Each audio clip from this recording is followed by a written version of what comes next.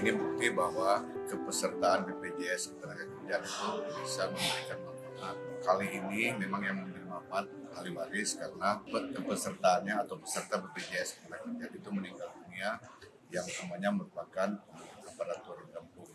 Mudah-mudahan kita harapkan di tahun 2025 seluruh aparatur gabung dan pengurus BMG bisa menjadi peserta BPJS Ketenagakerjaan. Pemerintah kota sudah mensupport ya, sudah untuk aparatur gabung ini sudah ada peraturan wali kota tahun 2024 dan mekanisme penganggarannya sudah diatur.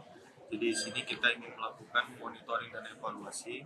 Harapan kita ini seluruh aparatur gabung mendapatkan perlindungan.